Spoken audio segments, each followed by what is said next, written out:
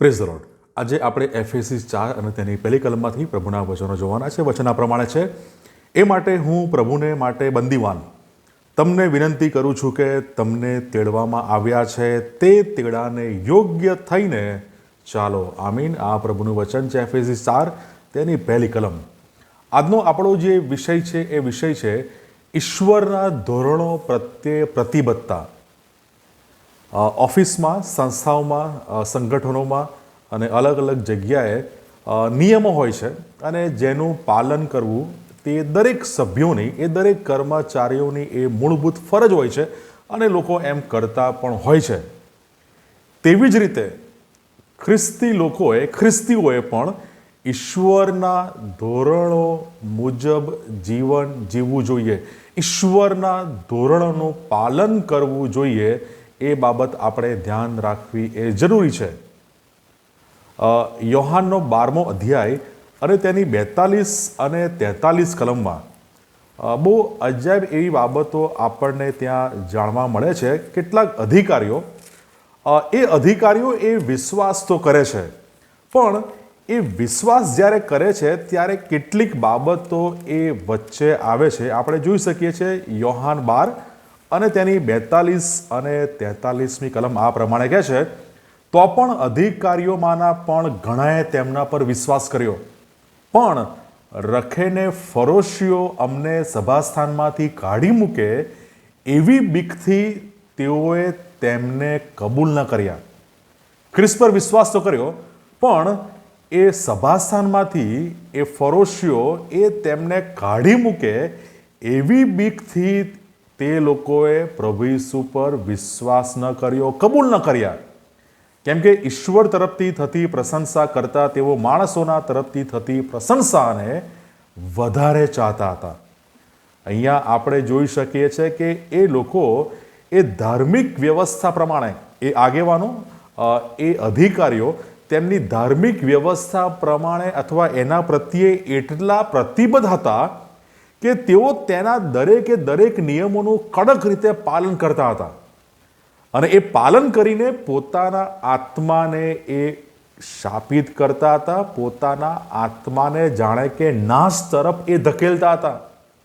એ સમયની કહેવાતી ધાર્મિક વ્યવસ્થા પ્રત્યે એ પૂરેપૂરા એટલા સમર્પિત, એટલા પ્રતિબદ્ધ હતા કે તેઓનો આત્મા નાશ પામી રહ્યો છે તેમ છતાં પણ એ લોકો એ સમયના નિયમોની, એ વ્યવસ્થાઓના નિયમોની કડક રીતે પાલન કરતા હતા અને ઈશ્વર પર સંપૂર્ણ ભરોસો કરતા નહોતા. કેટલાક લોકો માને છે કે ચર્ચમાં જોડાવાની સાથે આપણે ઈશ્વરના બાળક હોવાના આશીર્વાદો આપણને પ્રાપ્ત થાય છે, અધિકારો મળે છે અને ઘણી બધી બાબતો આપણને પ્રાપ્ત થાય છે એવું ઈચ્છે છે.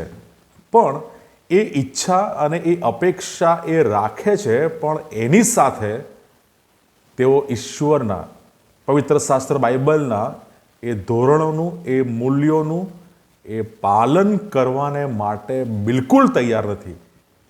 આશીર્વાદોની અપેક્ષા, ઈચ્છા રાખે છે, પણ ઈશ્વરના ધોરણો, ઈશ્વરના મૂલ્યો અને ઈશ્વરની આજ્ઞા પ્રમાણે જીવન જીવવાની પ્રતિબદ્ધતા એ જીવનોમાં જોવા મળતી નથી. તે લોકો એ માટે એ તૈયાર નથી.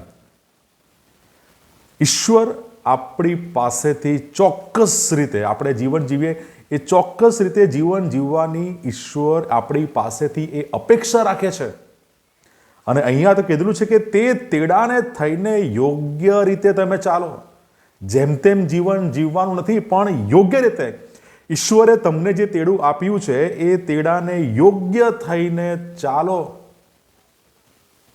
પાઉલ કરંથીના લોકોને તેઓના જે આંતરિક જીવનમાં જે અનૈતિકતાઓ છે અને એ લોકો અનૈતિક રીતે જીવન જીવતા હતા, એ લોકોને ઠપકો, ચેતવણી અને એ જાણે કે તે તેમનાથી દૂર કરે એવું પાઉલ જણાવે છે. તમે પહેલો કોરિન્થી તેનો 5મો અધ્યાય 1 અને 2 કલમ તમે વાંચજો કે અનૈતિક જીવન જીવતા લોકોને ઠપકો, ચેતવણી આપીને અને તે લોકો તે બાબત તેમનામાંથી દૂર થાય એ પાઉલ તેઓને જણાવે છે.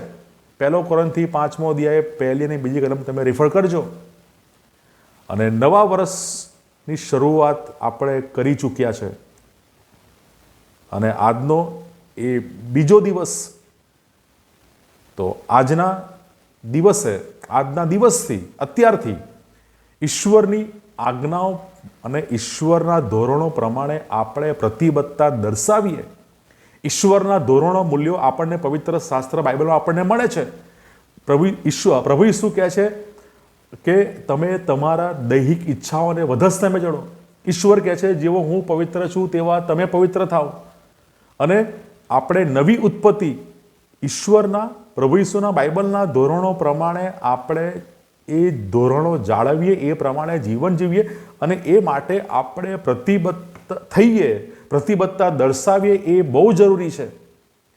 અને ઈશ્વરને પ્રાર્થના કરીએ કે તે આપણને એવા ક્ષેત્રો કે જ્યાં આપણે ઈશ્વર પ્રત્યે એ પ્રતિબદ્ધતા દર્શાવતા નથી, જ્યાં પ્રતિબદ્ધતાનો અભાવ છે, એ ક્ષેત્રો બતાવે કે આપણે ઈશ્વરની મદદથી ત્યાં આપણે ઈશ્વરના ધોરણો પ્રત્યે પ્રતિબદ્ધ થઈએ. પ્રભુ આ વચનો શીખવા, સમજવા આપણા દરેકની સહાય અને મદદ કરે. God bless.